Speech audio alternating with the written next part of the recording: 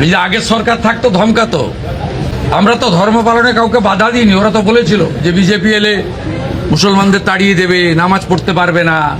ভদ্র থাকবেন, আইন মেনে চলবেন, ডিজে থেকে দূরে থাকবেন, নিজের ধর্ম নিজে পালন করবেন, অন্যর কানে গিয়ে ফুফু করার দরকার নেই। খামাখায় লোক খেপাচ্ছে, খামাখায় লোককে উস্কানি দিচ্ছে। এই সুশ্রুতি দিয়ে তো অনেক কাজ হয়েছে, আর হবে না, আর হবে না। বাংলার মুসলিম ঘাসে মুখ দিয়ে চলে না। আর একজন বলছে যে মুসলিমরা এখন শান্ত হয়ে গেছে। কি বলতে চাইছে? যে বিজেপি সরকার এসেছে বলে শান্ত হয়ে গেছে? না না না, মুসলিমরা শান্ত ছিল, আছে, থাকবে। মুসলিমরা কারো উস্কানিতে পা দেয়নি। মুসলিমরা সবসময় নিজের অধিকার নিয়ে কথা বলে, এটাই বলতে পারি। সিদ্দিকুল্লাহ চৌধুরী সাহেব কি বাংলার ঠিকা নিয়ে বসে আছে? বাংলার ঠিকা নিয়ে বসে আছে?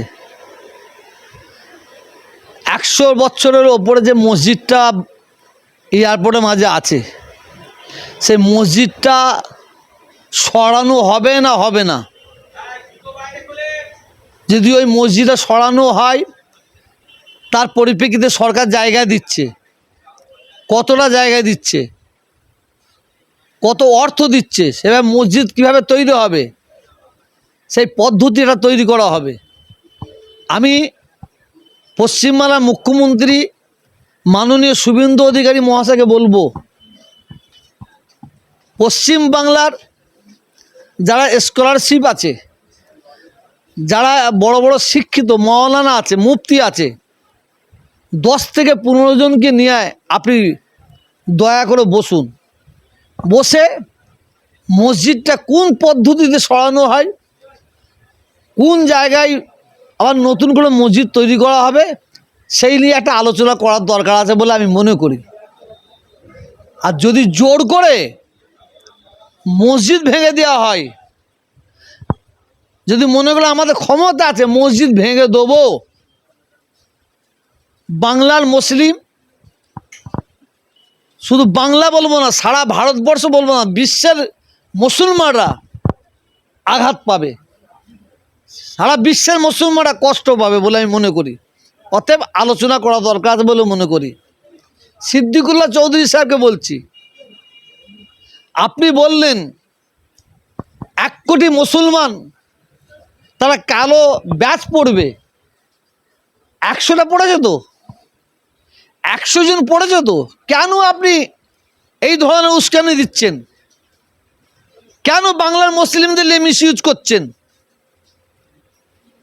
আপনি ঘোলা জলে মাছ ধরতে বেরিয়েছেন, এটা আপনার মোটে উচিত হয়নি। এইসব না করে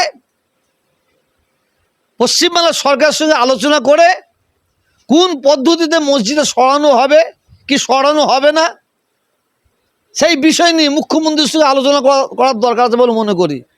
এই যে আপনি আজকে গেলেন বাঁকড়া, ওখানে মসজিদের সামনে হাজির হলেন, কেন ব্যাক করলেন? কিসের জন্য ব্যাক করলেন? আপনি গেলেন কেন আর ব্যাক করলেন কেন? আপনি তো মুসলমানদের আজকে জুম্মার দিনে সারা বাংলার মুসলমানদের ছোট করলেন বলে মনে করি। কেন বাংলার মুসলিম, সিদ্দিকুল্লাহ চৌধুরী সাহেবকে বলছি, বাংলার মুসলিম আপনাকে যেভাবে বিশ্বাস করেছিল, আপনি সেই বিশ্বাসটা হারিয়ে ফেলেছেন, সেই বিশ্বাস হারিয়ে ফেলেছেন।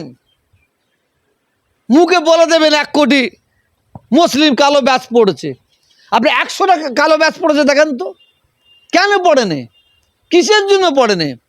কারণ মানুষ আপনাকে বিশ্বাস করেনি। আপনি এই ধরনের উস্কানি দিয়া বন্ধ করুন, এই ধরনের উস্কানি দেওয়া বন্ধ করে মুখ্যমন্ত্রীর কাছে আসুন, আমরা সবাই মিলে আমরা আলোচনা করি, আমরা বসি। এত ঐতিহ্যপূর্ণ মসজিদ সরানো হবে না, হবে না। যদি সরানো হয়, কোন পদ্ধতিতে সরানো হবে, কোন জায়গায় নতুন করে মসজিদ করা হবে, সেই বিষয়ে আলোচনার দরকার আছে।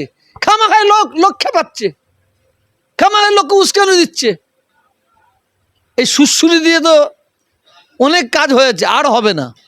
আর হবে না। বাংলার মুসলিম ঘাসে মুখ দিয়ে চলে না। আর একজন বলছে যে মুসলিমরা এখন শান্ত হয়ে গেছে। কি বলতে চাইছে? যে বিজেপি সরকার এসেছে বলে শান্ত হয়ে গেছে? না না না, মুসলিমরা শান্ত ছিল, আছে, থাকবে। মুসলিমরা কারো উস্কানিতে পা দেয়নি। মুসলিমরা সবসময় নিজের অধিকার নিয়ে কথা বলে, এইটাই বলতে পারি। দেখেন, গুন্ডা দমন আইনটা যে চালু হতে চলেছে রাজ্যে, আমি 100% সমর্থন করছি। কারণ এই গুন্ডা দমন আইনের মধ্যে আমি ইসলামিক আইন দেখতে পাচ্ছি, শরীয়তি আইন দেখতে পাচ্ছি। প্রত্যেকটা বাংলার মানুষকে এই আইনকে সমর্থন করার দরকার আছে বলে মনে করি। এরপরে আমি যেটা বলতে চাইছি, গুন্ডা দমন আইনটা নিরপেক্ষ হবে তো? গুন্ডা দমন আইনটা শুধুমাত্র মুসলমানদের জন্য ইউজ করা হবে, না শুধুমাত্র হিন্দুদের জন্য ইউজ করা হবে? শুধুমাত্র কংগ্রেস, তৃণমূল, সিপিএম এর জন্য ইউজ করা হবে, না শুধুমাত্র বিজেপির জন্য ইউজ করা হবে? গুন্ডা দমন আইনটা যদি নিরপেক্ষভাবে চালু করা হয়, সিদ্দিকুল্লাহ চৌধুরী সাহেব কি বাংলার ঠিকা নিয়ে বসে আছে? বাংলার ঠিকা নিয়ে বসে আছে? 100 বছরের ওপরে যে মসজিদটা এয়ারপোর্টের মাঝে আছে, সেই মসজিদটা সরানো হবে না হবে না? যদি ওই মসজিদটা সরানো হয়, তার পরিপ্রেক্ষিতে সরকার জায়গা দিচ্ছে, কতটা জায়গা দিচ্ছে, কত অর্থ দিচ্ছে, সেভাবে মসজিদ কিভাবে তৈরি হবে, সেই পদ্ধতিটা তৈরি করা হবে। আমি পশ্চিমবাংলার মুখ্যমন্ত্রী মাননীয় শুভেন্দু অধিকারী মহাশয়কে বলবো, পশ্চিম বাংলার যারা স্কলারশিপ আছে, যারা বড় বড় শিক্ষিত মাওলানা আছে, মুফতি আছে, 10 থেকে 15 জনকে নিয়ে আপনি দয়া করে বসুন। বসে মসজিদটা কোন পদ্ধতিতে সরানো হয়, কোন জায়গায় আবার নতুন করে মসজিদ তৈরি করা হবে, সেই নিয়ে একটা আলোচনা করার দরকার আছে বলে আমি মনে করি। আর যদি জোর করে মসজিদ ভেঙে দেওয়া হয়, যদি মনে করো আমাদের ক্ষমতা আছে মসজিদ ভেঙে দেবো, বাংলার মুসলিম, শুধু বাংলা বলবো না, সারা ভারতবর্ষ বলবো না, বিশ্বের মুসলমানরা আঘাত পাবে, সারা বিশ্বের মুসলমানরা কষ্ট পাবে বলে আমি মনে করি। অতএব আলোচনা করা দরকার আছে বলে মনে করি।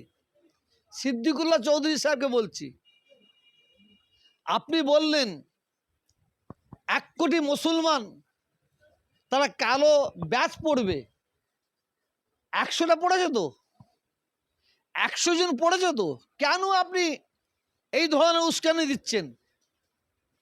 কেন বাংলার মুসলিমদের নিয়ে মিসইউজ করছেন? আপনি ঘোলা জলে মাছ ধরতে বেরিয়েছেন, এটা আপনার মোটে উচিত হয়নি। এইসব না করে পশ্চিমবাংলার সরকারের সঙ্গে আলোচনা করে কোন পদ্ধতিতে মসজিদে সরানো হবে কি সরানো হবে না, সেই বিষয় নিয়ে মুখ্যমন্ত্রীর সঙ্গে আলোচনা করার দরকার আছে বলে মনে করি। এই যে আপনি আজকে গেলেন বাঁকড়া, ওখানে মসজিদের সামনে হাজির হলেন, কেন ব্যাক করলেন? কিসের জন্য ব্যাক করলেন? আপনি গেলেন কেন আর ব্যাক করলেন কেন? আপনি তো মুসলমানদের আজকে জুম্মার দিনে সারা বাংলার মুসলমানদের ছোট করলেন বলে মনে করি। কেন বাংলার মুসলিম, সিদ্দিকুল্লাহ চৌধুরী সাহেবকে বলছি, বাংলার মুসলিম আপনাকে যেভাবে বিশ্বাস করেছিল, আপনি সেই বিশ্বাসটা হারিয়ে ফেলেছেন, সেই বিশ্বাস হারিয়ে ফেলেছেন। মুখে বলে দেবেন 1 কোটি মুসলিম কালো ব্যাচ পড়েছে, আপনি 100টা কালো ব্যাচ পড়েছে দেখেন তো, কেন পড়েনি? কিসের জন্য পড়েনি? কারণ মানুষ আপনাকে বিশ্বাস করেনি। আপনি এই ধরনের উস্কানো দিয়া বন্ধ করুন। এই ধরনের উস্কানো দেওয়া বন্ধ করে মুখ্যমন্ত্রীর কাছে আসুন, আমরা সবাই মিলে আমরা আলোচনা করি, আমরা বসি। এত ঐতিহ্যপূর্ণ মসজিদ সরানো হবে না হবে না? যদি সরানো হয়, কোন পদ্ধতিতে সরানো হবে, কোন জায়গায় নতুন করে মসজিদ করা হবে, সেই বিষয়ে আলোচনার দরকার আছে। খামাখায় লোক খেপাচ্ছে, খামাখায় লোককে উস্কানো দিচ্ছে। এই সুশ্রুতি দিয়ে তো অনেক কাজ হয়েছে, আর হবে না, আর হবে না। বাংলার মুসলিম ঘাসে মুখ দিয়ে চলে না। আর একজন বলছে যে মুসলিমরা এখন শান্ত হয়ে গেছে। কি বলতে চাইছে? যে বিজেপি সরকার এসেছে বলে শান্ত হয়ে গেছে? না না না, মুসলিমরা শান্ত ছিল, আছে, থাকবে। মুসলিমরা কারো উস্কানিতে পা দেয়নি। মুসলিমরা সবসময় নিজের অধিকার নিয়ে কথা বলে, এটাই বলতে পারি।